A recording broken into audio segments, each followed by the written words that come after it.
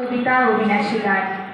স্বাধীনতা তুমি কাজী নজরুলের ঝাঁকড়াচলের বাপড়ে দোলানো মহান পুরুষ, সৃষ্টি সুখে উল্লাসে কাপা।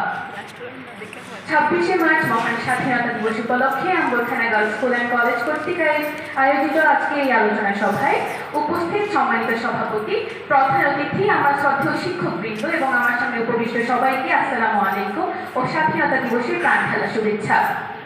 আজ 26শে মার্চ মহান স্বাধীনতা দিবস। 1971 সালের এই দিনে বাংলার পূর্ব আকাশে রক্ত লাল হয়ে উদিত হয়েছিল একটি নতুন সূর্য। বাংলার আকাশে উঠছিল লাল সবুজের পতাকা। বিশ্বের বুকে জন্ম নিয়েছিল বাংলাদেশ নামক একটি নতুন রাষ্ট্রে। আমি আমার বক্তব্যের শুরুতেই গভীর শ্রদ্ধার সাথে স্মরণ করছি হাজার বছরের শ্রেষ্ঠ বাঙালি স্বাধীনতার স্থপতি জাতির পিতা বঙ্গবন্ধু শেখ মুজিবুর রহমানকে। স্মরণ করছি বাঙালির বীর সন্তানদের যারা স্বাধীনতা যুদ্ধে জীবন দিয়েছেন, যাদের আত্মত্যাগের বিনিময়ে আমরা পেয়েছি আমাদের স্বাধীনতা।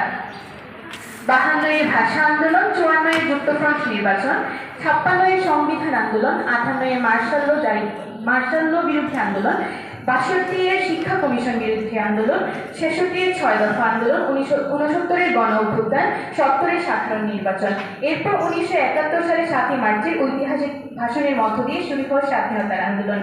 জেগে ওঠে নিরীহ নির্যাতিত বাঙালি জাতি, যার যা কিছু আছে তা নিয়ে তারা শত্রুর মোকাবিলা করে। 25শে মার্চ কালো রাতে পাকিস্তানি হানাদার বাহিনী চালায় নির্মম গণহত্যা। ওই রাতে গ্রেফতার হন বঙ্গবন্ধু।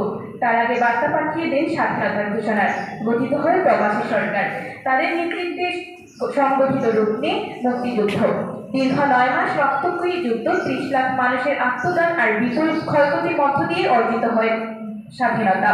পৃথিবীর মানচিত্রে অবস্থান করে স্বাধীন বাংলাদেশে 26শে মার্চ বাঙালির আত্মপরিচয়ের গৌরবদিন ও মহিমার একটি দিন। নিপীড়িত, বঞ্চিত ও শোষিত মানবের মুক্তির স্বপ্নসাৎ পূরণের মহিমায় অমর দিন। পরিশেষে বলতে চাই, যাদের রক্ত জীবনের বিনিময়ে আমরা স্বাধীনতা পেয়েছি তাদের আমরা কখনোই ভুলব না। জয় বাংলা, জয় বঙ্গবন্ধু, বাংলাদেশ চিরদিন হোক। ধন্যবাদ।